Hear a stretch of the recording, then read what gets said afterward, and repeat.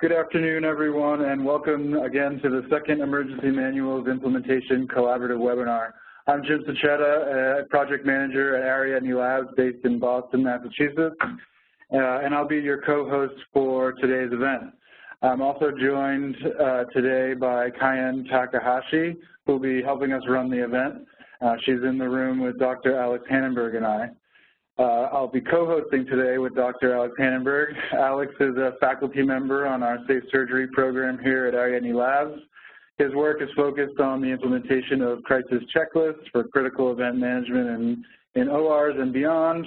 He's a past president of the American Society of Anesthesiologists and now serves as the ASA's Chief Quality Officer. Welcome, Alex. Thanks for co-hosting with me today. Thanks. Looking forward to it. I'd also like to take a moment to welcome our special guest panel. We're going to briefly introduce them now and spend a little bit more time diving into their background and their stories as we get into the webinar. But we're joined today by Shawn Maxwell, Deputy Chief of the South County Fire based in Everett, Washington. John Smithels, a special anesthesiologist in Waikato Hospital, New Zealand.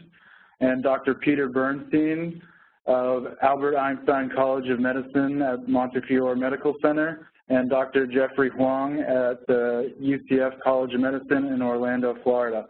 Thank you all for joining us today. We're really excited to dive into your experience and backgrounds. Before we dive into the content, I'd like to take a moment just to run through some WebEx information with you all. For our guests on the line, we'll be keeping the phone lines on mute just to cut down on any background noise. But if you have any questions or comments at any point during the call, you can use the raise your hand function that's located in the participant screen on the right-hand side of your screen. And we'll be able to unmute your line so you can ask your question out loud. You can also use the chat function that's also located on the right-hand side of your screen, and you can ask any questions to our panelists, or you can also specifically use the chat to host function if you're having any technical difficulties, and we'll be able to help you with that, and Kayen will be able to help you as well. So let's first dive into our agenda for today. I would like to welcome you all again and do a quick recap on our last webinar and a bit of what we'll talk about today, which is customizing and modifying emergency checklists and iterating in them and taking them into new spaces. We'll have an interactive expert panel discussion where we'll talk to all four of our panelists, and Alex and I will do some Q&A with them, and then we'll also open it up for audience Q&A. We look forward to getting to a very interactive session and hope our audience can ask some questions as well. I'll now hand things over to Alex to get us started on the content, and then we'll dive in with our panel. It's probably a good point at which to pause and introduce to you the Emergency Manuals Implementation Collaborative. This is a 6-year-old organization that is a platform for collaboration to improve adoption and effective use of checklists for critical events in medicine. There are about 500 subscribers to EMIC worldwide, and the collaborative is led by a steering committee now of 13, a multidisciplinary group including anesthesiologists, surgeons, nurse anesthetists, perioperative nurses, and we even have a human factors psychologist from NASA on the steering committee. The activities of EMIC have been historically focused on maintaining a website at emergencymanuals.org that honestly has about every conceivable resource imaginable on the subject of cognitive aids in healthcare and beyond. As you know, we've this year launched a series of webinars, this being our second. And we have, for the past 5 years, hosted a highly interactive and well-attended open forum at the ASA annual meeting, which we will be doing again next month. All of this really began by the near simultaneous introduction of cognitive aids for OR critical events at Stanford University and here at Ariadne Labs. The emergencymanuals.org website provides access to these and has also become a place at which we are accumulating a tremendous variety of crisis checklists developed elsewhere, translations into a variety of languages, and really very tangible evidence of the traction that this concept of cognitive aids to improve clinical care has gotten. We're going to focus today on customizations and modifications of the crisis checklists, which are important because the settings in which they use the clinical care being delivered, the people delivering the clinical care differ from place to place. And so from the very beginning, we've encouraged users to modify and adapt. And I think you're going to hear today on this webinar about some pretty extraordinary adaptations of the concept of using cognitive aids to enhance performance. We're going to show you how cognitive aids have been translated and introduced on a very large scale in China, and how they've made their way from anesthesia in the operating room to maternity and emergency medical services as well.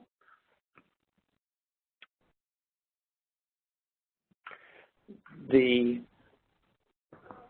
points I'd like to highlight here with respect to the importance of customization and modification are the items I've mentioned before, but also the process itself of engaging a group of users at your location in the customization modification not only enhances the acceptability and the usability of the tools, but it develops ownership and buy-in among all those who have an interest in improving clinical performance. So it is a terrific opportunity for team building and developing champions across your institution for the use of the cognitive aids. So let's kick off our panel discussion and call on Deputy Chief Shawn Maxwell from the South County Fire District in Washington State.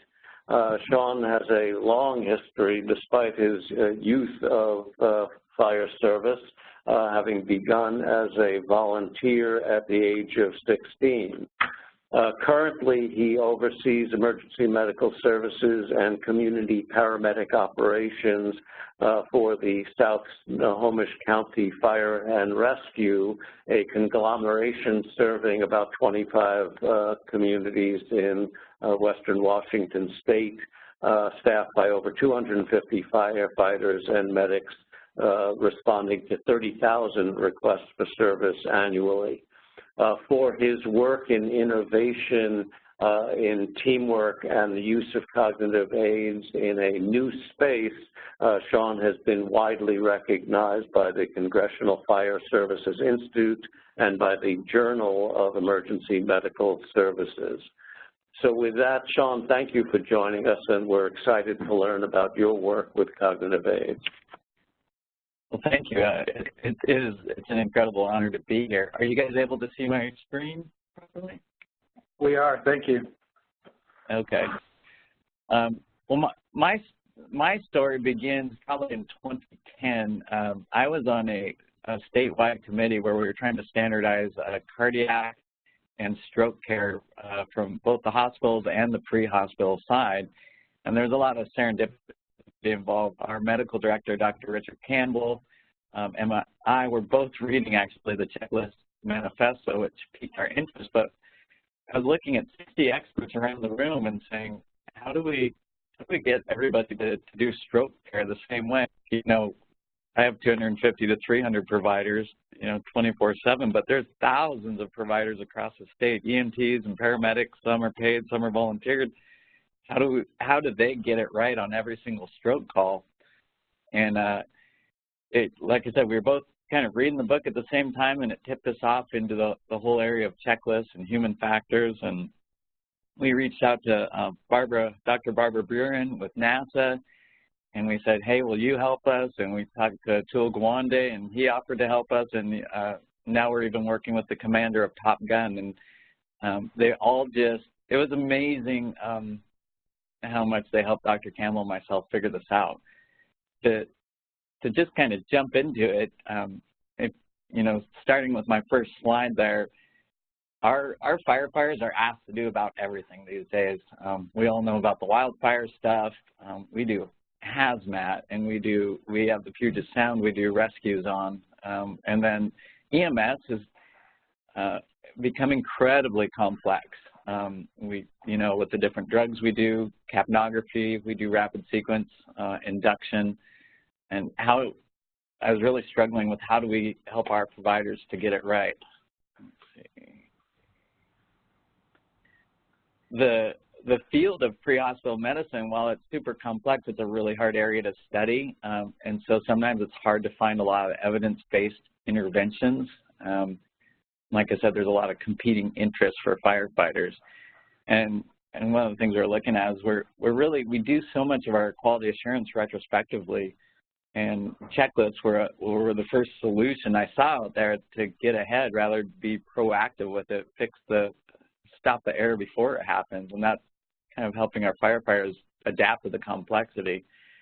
In my larger talk, I talk about a lot of different errors, but I'll just touch on a few. This is from the U.S. Navy, but we all have interruptions in our job. They're particularly challenging when we walk into a house and we have people screaming. We're having to watch that someone isn't coming up to attack us from behind or not getting hit by another car out on the highway.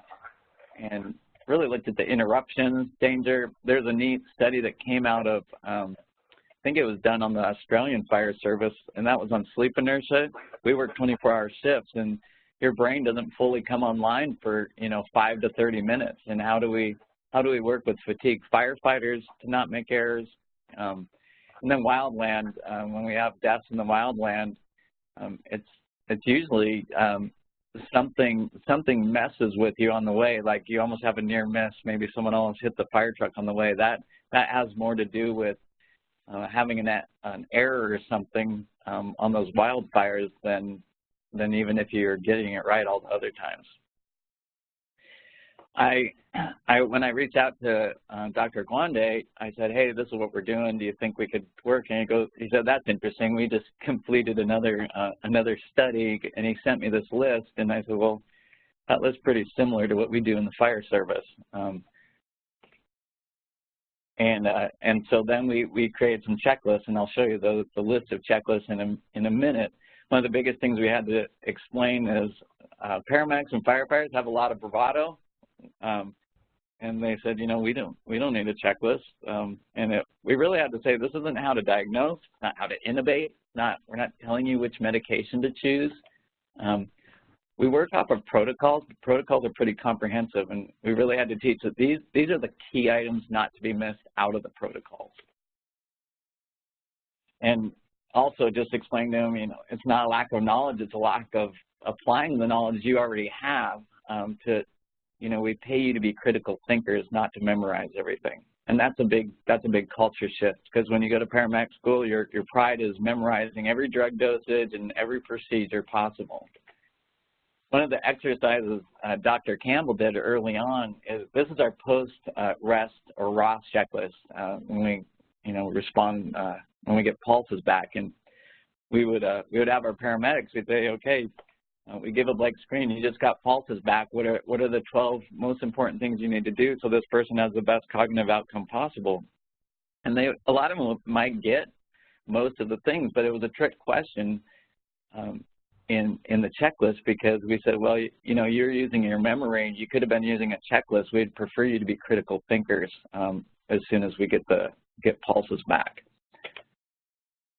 and this is an image I just love. It's, you know, we want you to be critical thinkers. We let the checklist be your memory. And then, you know, we also, you know, there's 25 different agencies in Snohomish County here. The county medical director has said that checklists will be used across the entire county, which is fortunate, but when you might have an engine, a ladder, and a medic unit, and 9 people come together that haven't seen each other before, and this puts everybody on the same roadmap, especially if it's a, you know, a very high critical call or things aren't going well. It's the roadmap. It's like, okay, these are the 5 things we need to get done. Maybe I've never met you before, but we're all on the same page. So here's the list, and these are the ones where we could find the best possible evidence. There's not a lot of evidence in EMS, and this is the list Dr. Campbell and I came up with, just going through the literature. I'll just highlight a few. Here's cardiac arrest. Cardiac arrest is, it's gotten really easy to be honest, but it's the underlying causes, and we used to always have the medics memorize, like, start really thinking of the underlying causes, because the cardiac arrest itself, American Heart has really streamlined that. ROSC, this was a really interesting and a surprising one. When are we most vulnerable? It's usually after a wind. Most firefighters get hurt after we've gotten the fire out and we're doing overhaul. And what we found is the research says that between about a minute and 7 minutes, most of our people are going to re-arrest, and so we create a 10-minute stabilization period. And most people, when you get pulses back, for decades we've said load them up and head for the hospital as fast as possible, but the research shows that you're moving them down 3 flights of stairs and you lose pulses, and nobody notices it for a few minutes. So we have them put their finger on a pulse, and they don't move for 10 minutes while they're stabilizing them, so we can notice if we lose that pulse again. But that was a lot of cultural resistance to that. The firefighters really wanted to move once we got pulses back. But you can see number 2, now it's adapted into the culture, and they know that they stand by on that. Stroke is, you know, it's time, it's speed there. And even though there's a protocol, everyone gets out the checklist on the scene, or the officer gets out the checklist on the scene, and now that we jumped our scene times, getting out the scene time, or the scene in 15 minutes, went from about 50% to over 90% just by telling them they had to use the checklist on stroke calls. Heart failure, the only 2 things that really work for heart failure, at least for EMS, are CPAP and nitro, yet they get missed all the time, and there's no good reason for it. And our use of these interventions went up significantly once you just have the leader on the team at the scene say, are we doing CPAP and nitro? It's so simple as that. So this one's a little different. Syncope, and that's kind of the differential diagnosis for our paramedics at 3 in the morning. Are they really able to remember all the differential diagnosis, the possibilities of what's going on with that patient? So that checklist is a little bit different there. Airway, we use that for, you know, that's one of our probably most critical events. And this year we introduced the safety pause or the sterile cockpit with all the interruptions. Right before the paramedic, right before we push the drugs to intubate, the officer will tell the scene to be silent while they're, you know, we have the suction, versed or what have you, however we're intubating at that moment. And then checking a pressure. A lot of times we're finding that people didn't realize that you can have your pressure drop right after intubation. Dive injury was one that actually came from the medics. We're on the Puget Sound, we're just north of Seattle, and dive injuries aren't complex, but we only get a few a year, and so it can be stressful for the paramedics just to get it right. So that's one of those very low frequency events, and they asked us to create a checklist so they'd be confident they're getting it right on our dive injuries. LVADs, we're starting to get LVADs, you know, throughout our area, and we've actually used this checklist on cardiac arrest and had good cardiac arrest saves with LVADs. Shawn, I'm sorry to interrupt, but I wonder if Alex and I could ask you a few questions on some of this you've been sharing with us. Yeah, sure. Go ahead. So thank you first of all for sharing. You know, it sounds like from what we're hearing, you know, you have multiple stakeholders, changing environment, and I think we're both curious to how are the tools physically used in the field? Is there someone that is the owner of pulling it out? Are they located on your person? What's the actual in the field use of them? Right. So we create a standard operating guideline, and that's basically the rules that they have to follow. And if there's two medics on scene, the medic who isn't working on the patient is required to pull it out. If there's an officer, which is like a lieutenant or a captain on the scene, they are required to pull it out. And then if a medical supervisor, there's kind of a chain of command. If the medic isn't pulling it out, the officer has to pull it out. If the captain doesn't pull it out, the battalion chief pulls it out. Sorry about that phone in the background. So there's a guideline on how that's pulled out. Every single firefighter, all 250, 300 firefighters, every single one has a hard copy checklist, and they have it on their phone. It's embedded in our protocols. And the reason for that was kind of funny because all the older firefighters wanted a paper checklist, and all the young firefighters wanted it on their phone. So we did both. Right, so you have, as you said, 25 communities and several hundred personnel. How do you orient them all and train them in the contents and effective use of those checklists? Do they come together for a training exercise? Are there simulation drills, webinars? What are your tools for training and introduction? Right. So we, 4 times a month, we have quality assurance reviews with everyone, and we bring them in there. And the stroke checklist took a year, and we just encouraged the stroke checklist for a whole year and just teaching it till everyone could get it. And then the next year, I think it was 2012, every month we highlight it. So in every educational situation, emails, guidelines, every new person that came in, they have to pass simulation training before they can operate independently as a paramedic. And so the first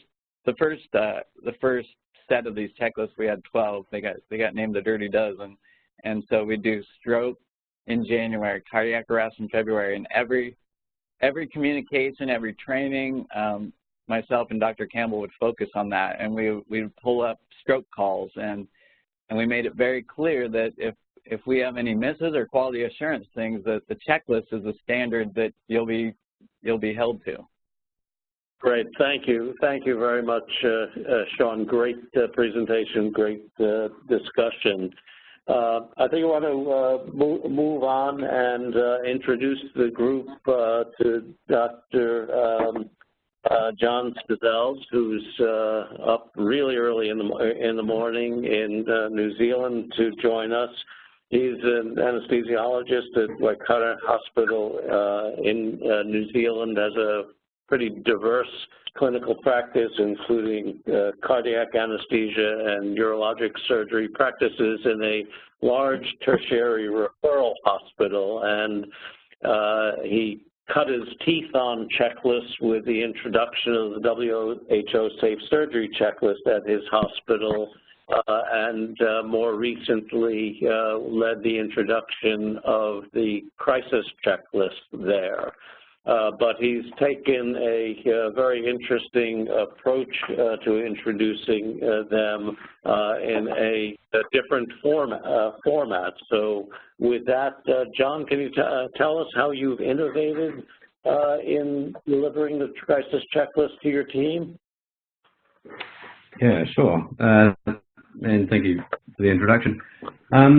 I guess my story with the crisis checklist really started back in 2013 after the New England Journal of Medicine article came out that I think most people will be familiar with from the Ariadne Labs group, and that really piqued my interest in how these cognitive aids might help. So we first started with sort of making an adaptation, the Ariadne Labs one to our local checklist. So can people see this? Yeah, so this was our first version, which was a paper version, and that went into all our theatres in 2014, and got some widespread acceptance and utilisation. I think people could see the benefits very easily.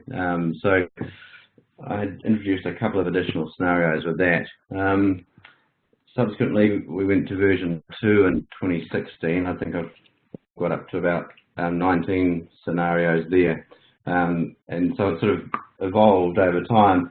There was still one or two issues which came out, and one of them was that occasionally the checklist would go missing from the operating room, and people also wanted access to the checklists in other places. That might be a hospital down the road, or you know, a place in the hospital where we wouldn't normally have one. So at that stage, I thought, why don't we have it so everyone can access on the phone? So I then went and produced an online version that you can access where you've got a computer or internet access.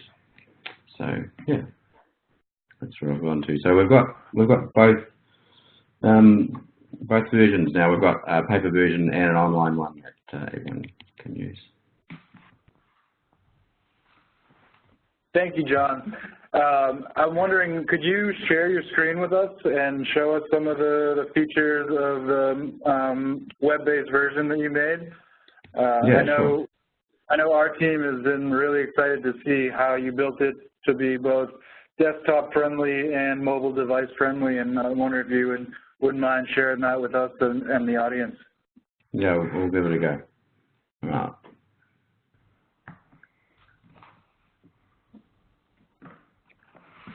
So you can see my screen now? Yes, we can. Yep. Excellent. So this is the online version. So if you just go to the web address there, it'll bring it up like this on a desktop computer. So I've just put all the same content on the paper version into this one. In addition, I've got some additional reference documents down here as well. So I've got all our scenarios here, which are pretty easily visible on the front page. And we've got all our important phone numbers here on the left. So this is our online one. I've got a link to download the PDF as well if people want to print it out from here. So that's always there too. So going through into some of the scenarios, you just click through onto them. And one of the main things I wanted to do is to replicate the format of the original checklist, the paper one, so that it was familiar, and because I thought it was really functional, the format that the Ariadne Labs one came out in. So I spent a while getting the format to something I was happy with here. So the online ones we can navigate through. One of the additional functions is you can click through more easily from one scenario to another when it might, when the situation might change. So if an anaphylaxis turns into an cardiac arrest, you can click through very easily for that. It's got so back on the front page, you've got the internal phone numbers. So you pick up a phone, you can dial that from within the hospital. To make it sort of adaptable for a phone, and I'll just simulate what this page looks like on a phone here. So this is what it goes to on a phone. So the important stuff comes front and center, and you can scroll down and you can get the rest of the materials still there as well. One of the additional functions on the phone is that you can just click any of these phone links and it will direct dial you through to that phone number as well from any mobile. So some additional functionality there. And all the info boxes have sort of moved to be down the bottom, and all the checklists run through in the top there like that. So yep, and in the middle of the checklist, the other thing that appears on the phone version or on screens that size is this phone symbol up in the corner, so that'll direct dial you through to our duty and exist phone at any time. Right, so if your colleagues, John, sounds like unless there's been a thief in the operating room, have access to both the paper and presumably their smartphone versions. When do they use which one? Well, I mean, I think there's a little bit of variation in what people's preferences are, but I think my own and most people still prefer the paper version. They are complementary, and I still like getting the paper version out. If it's there, you can put it down. It's a bit bigger to read, yeah, I think so. The paper is still our default version. I think it's the one we should try to go to, but I think the phone provides a very useful backup to that as well. And do you print the paper version from this HTML file, or do you print it from a different format? No, I've got dual formats. So the print version comes from Adobe InDesign, and this one comes from HTML. So I keep them both sort of the same as much as I can. And one other question, John. Do you know if your version of the manuals has spread to other hospitals in New Zealand, or even as the idea of cognitive aids expanded to other departments within your facility? So I guess a two-part question there. Two-part, yeah. So the first one, yes, there's in terms of other hospitals in New Zealand, we've shared our checklists back and forth a number of times with Auckland City Hospital, a large hospital in the North Island here. They've based their local checklist off of the Ariadne one as well. So we're doing a lot of sharing of ideas there. I think Middlemore Hospital, another large hospital in South Auckland, have adapted Waikato's and Auckland's for their checklist, which I think they're in the process of implementing it at the moment. So the rest of New Zealand, I'm not entirely sure, but I think because there's a range of other checklists available as well. But yeah, I think there's pretty widespread uptake of the concept. In terms of other departments, I think we haven't had any that have implemented them yet, but there's been a lot of interest. I think we saw a screenshot earlier with the labour and delivery, the front page of that, and our obstetricians were quite interested in that.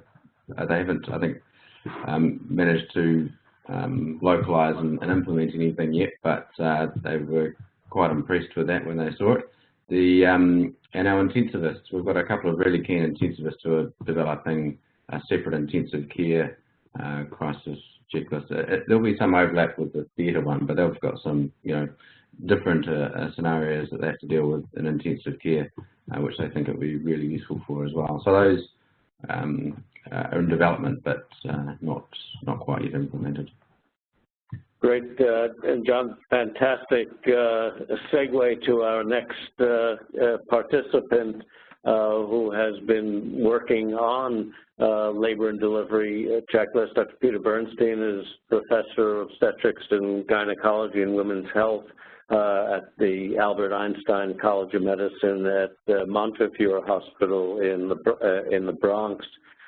Trained in OBGYN at Yale and Einstein, and holds a master's in public health from Columbia University, and has been a leader in simulation training and bridging the gap from operating room anesthesia-oriented checklists to labor and delivery, which obviously shares a lot of the characteristics of anesthesia practice in coping with rare, very high acuity and complex patient management at ungodly hours of the day and night.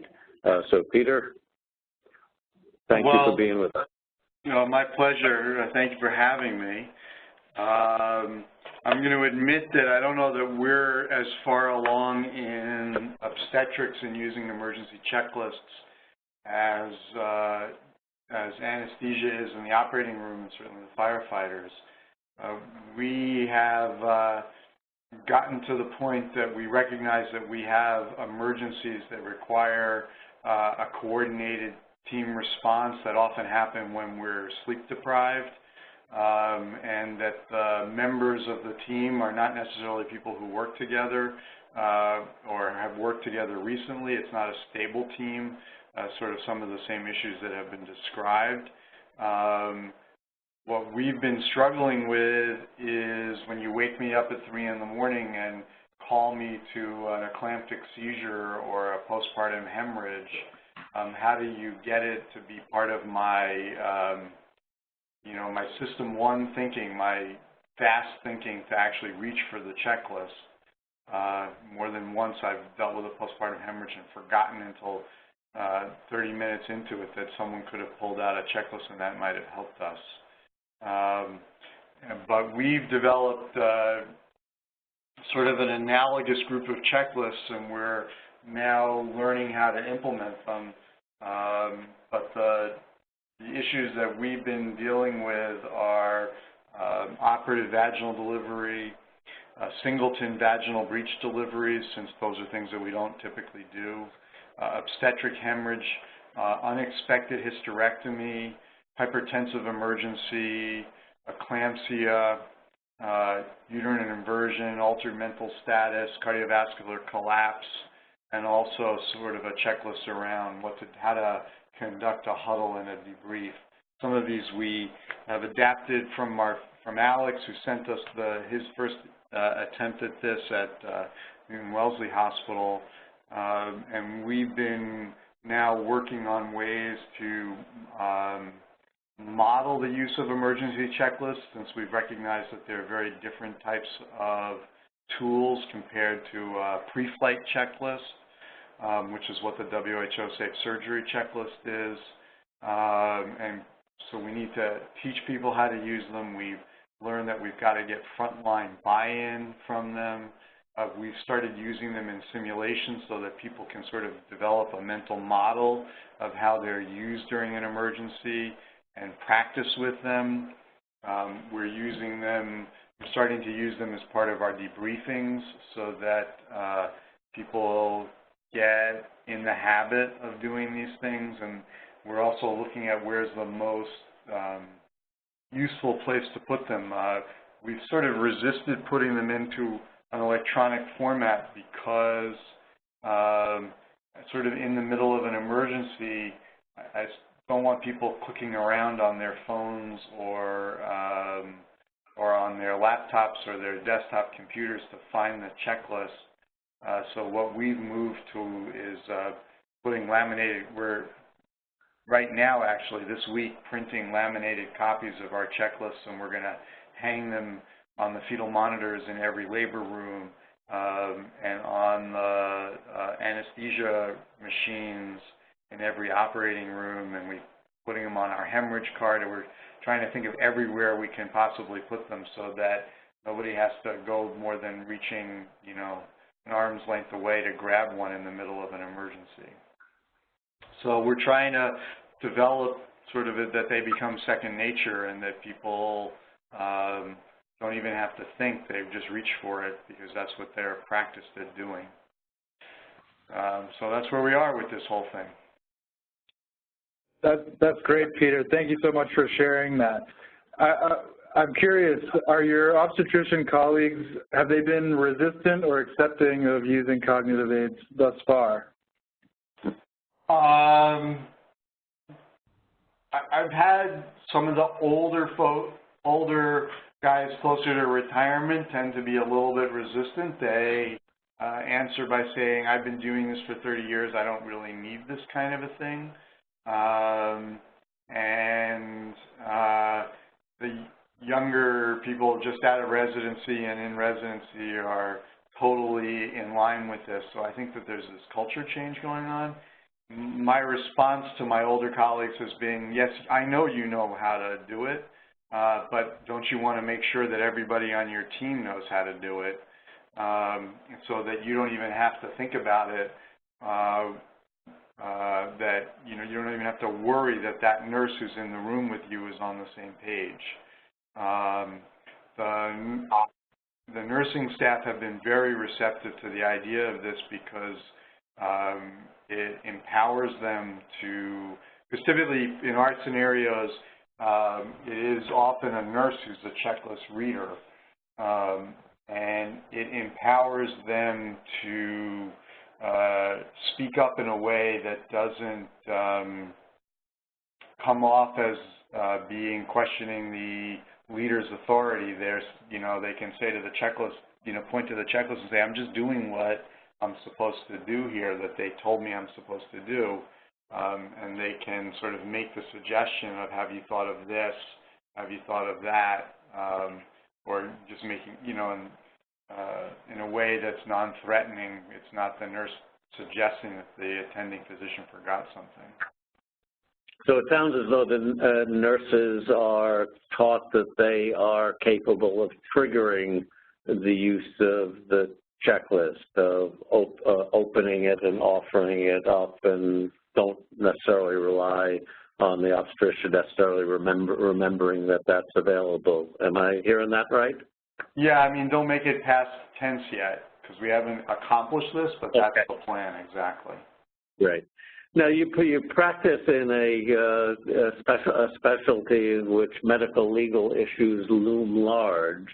Have those concerns been part of the conversation about adopting and introducing crisis checklists?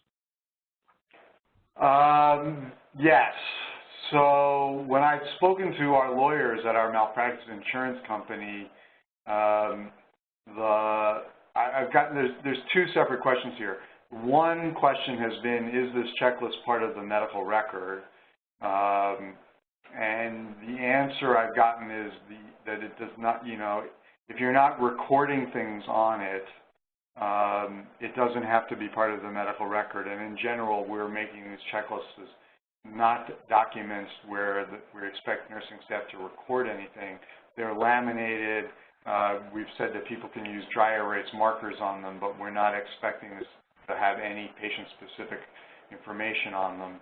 And the lawyers have said to us that it's a tool just like, a pair of scissors. It's one of the tools that you have at your bedside, and you don't put the scissors in the chart. There's no reason you need to put the checklist in the chart. In terms of... Sorry? I'm sorry, I was going to say, I was going to note that as an exceptionally clever thing for an attorney to say, which I'd embrace wholeheartedly, to think of the checklist as a clinical tool. Right. And then the other question that's come up as, if you've implemented checklists, should there be documentation in the record that the checklist was used, or and if it's not used, does that become a problem?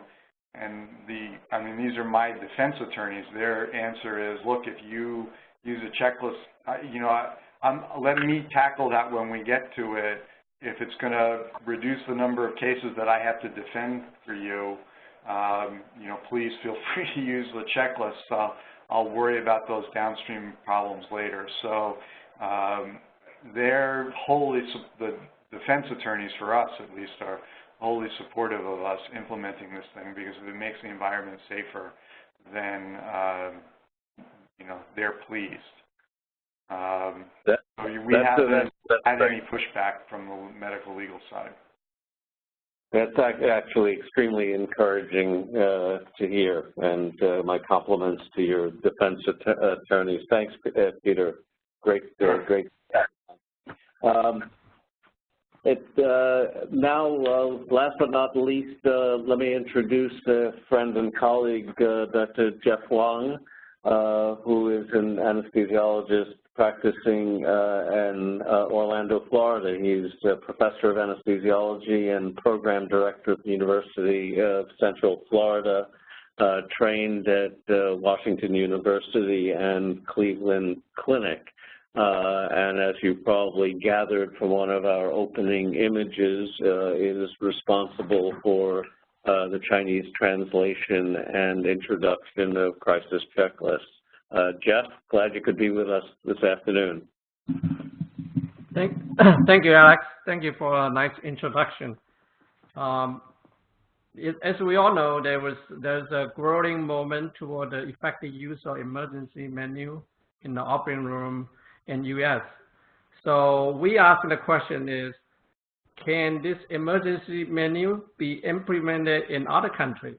So from that moment, we start getting asking permission to do translation. And the Chinese version of emergency menu was published in the New Anesthesia Forum, which is the largest anesthesia network in China. So we published in December 2015, and we published in the website for free download.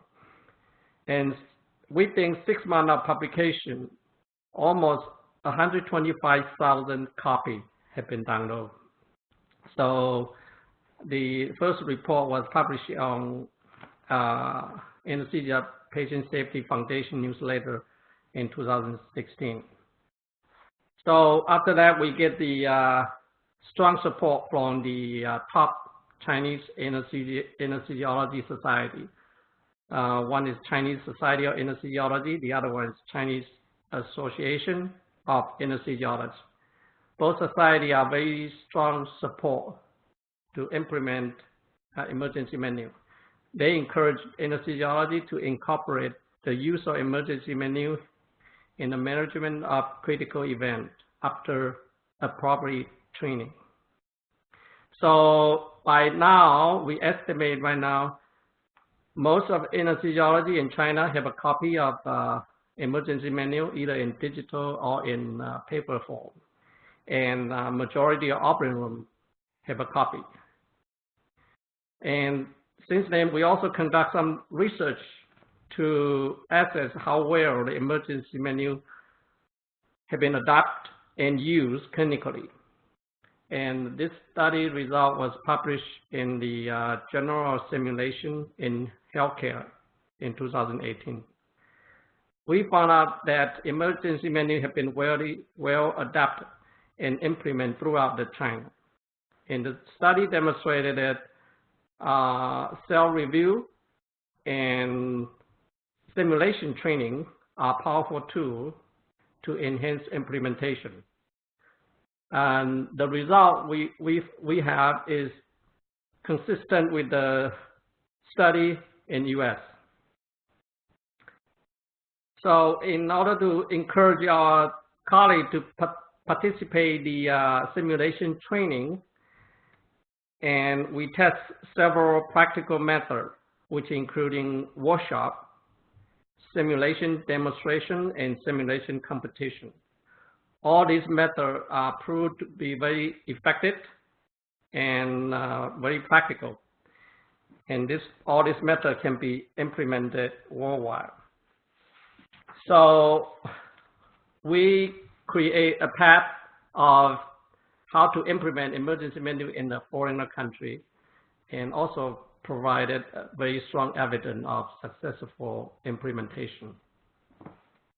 That's what we did for since 2015. Great, thank you, Jeff. I imagine there's as much diversity in the kinds of facilities that you're talking about as there is anywhere. So can you tell us a little bit about how the training in the use of the crisis checklist varied from large university hospitals to smaller rural institutions in China? I don't imagine that all of them have existing simulation programs. Right. So the whole implementation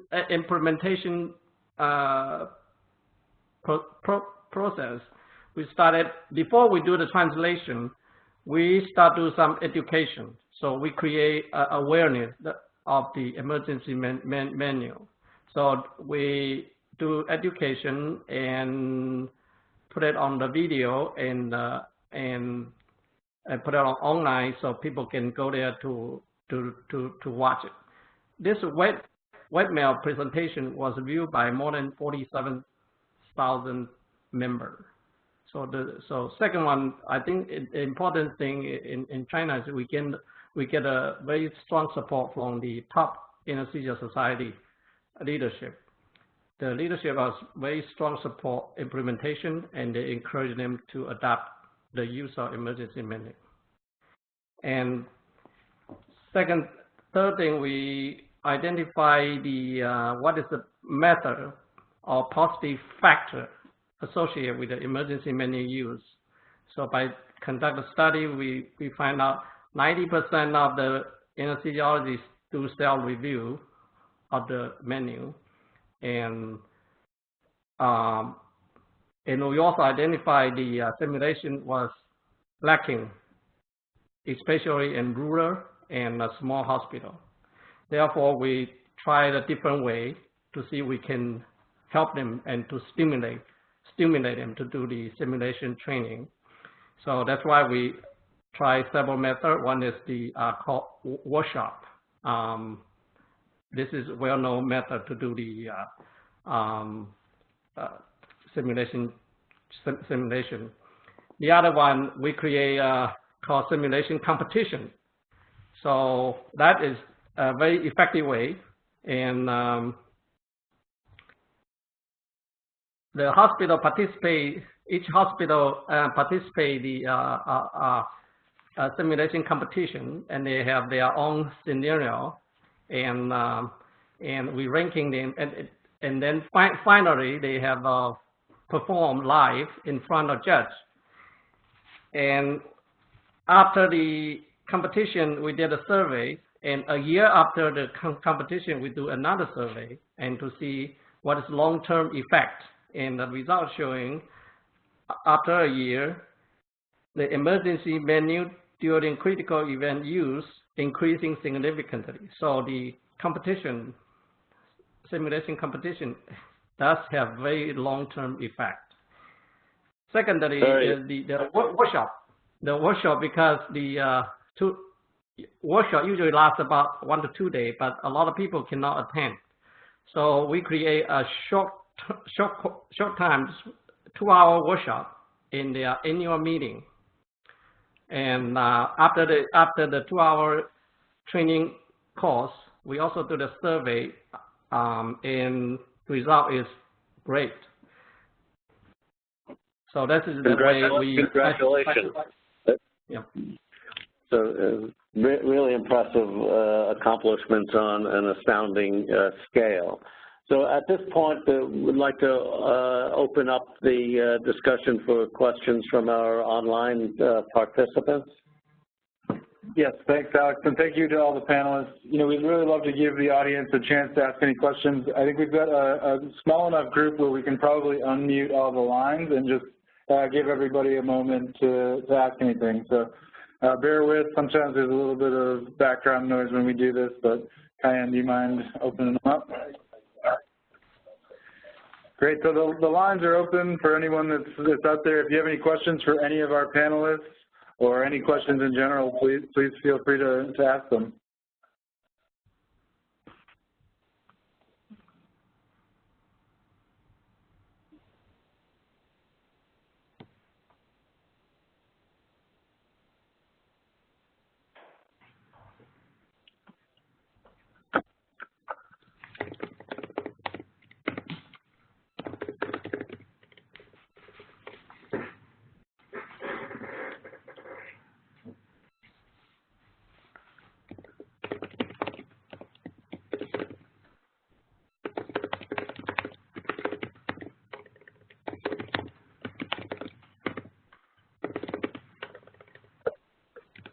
I hear typing on the line. Is that typing in the chat box to ask a question? Which you're welcome to do, but we can hear you if you speak up.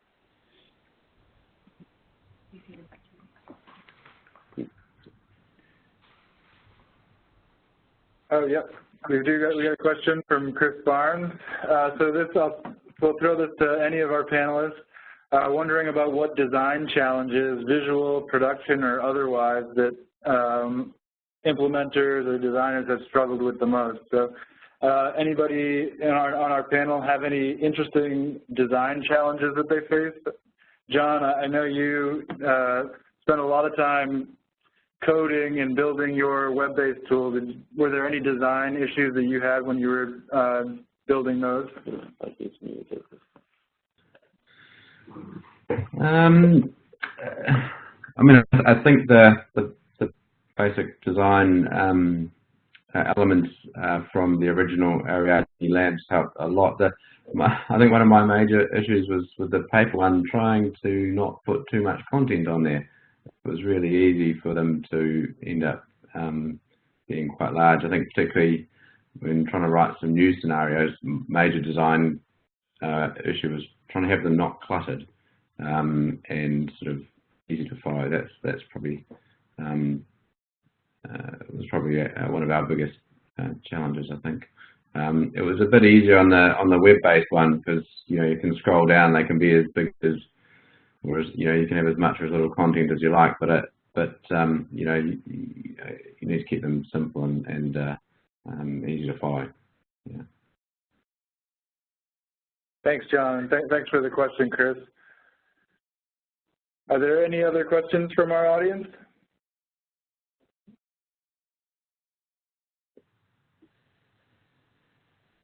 I'll just on that same topic, just chime in because if you're not an expert modifying or creating documents in the InDesign platform in which the original checklists were created, it can be quite challenging.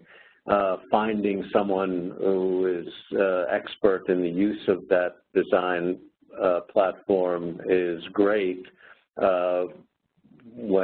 Until I did, I used my poor man's graphic design program, which was PowerPoint, and created a template in which the use of color and the fonts and so forth were all prescribed in a master slide, and we actually included that template for checklist design on the implementation toolkit website. But I'm hearing from John that making those design features and modifications and additions in the web version sounded as though it was more accessible to you.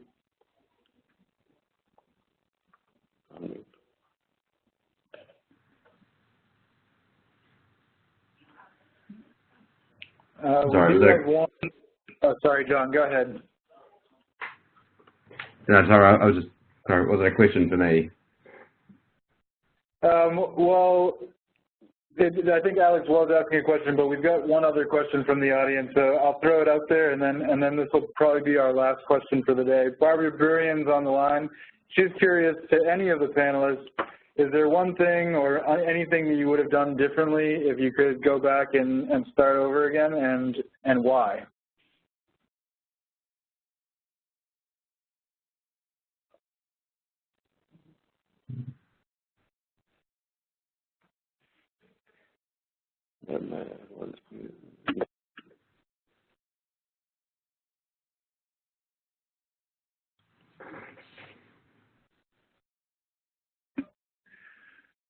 Well, Barbara, I think we got the expert panel that did everything right the first time.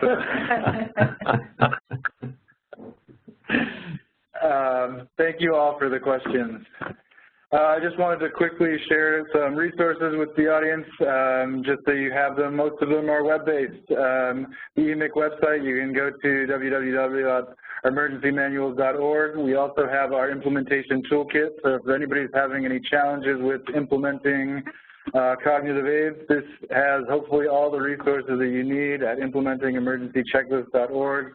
And then if you're looking to modify, we've got a great tool called the Checklist for Checklists, and you can get that at projectcheck.org. Just so you know, the recording of this webinar, as well as all those resources, are available on our online community. You can get to that by visiting portal.ariadnelabs.org and searching for the group, the OR Emergency Checklist Community. We'll also be sharing the recording of this webinar out to our distribution list, so hopefully if you didn't catch it today, you were able to catch it there. And if I may, that online community would be a great place for the question that pops in your head as soon as you click disconnect. Definitely.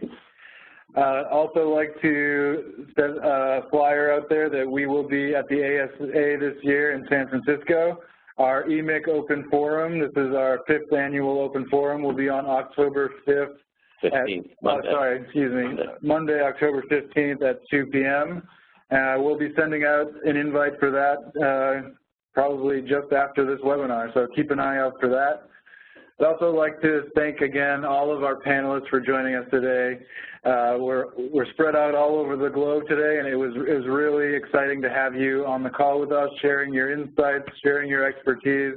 And I know that these webinars have links after this and a life, so we're really grateful to have captured it, and we're hoping that it'll be helpful to implementers going forward. So thank you all. We really appreciate you joining us.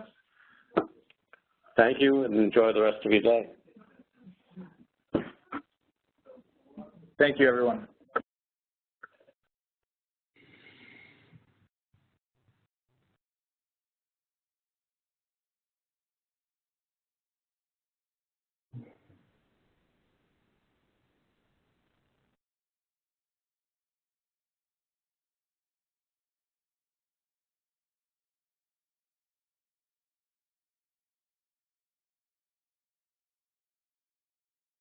John, thank you so much. We're going to drop off. Cool. All right. Thank you. I'll be sure to send you the recording link so you can share with colleagues and friends, and we'll keep you posted on any news from ASA. Okay, that sounds great. All right. Yeah, I'm sad to miss ASA this year, but yeah, maybe next time. Great work. Cool. Thanks again, John. Bye. All right, you can.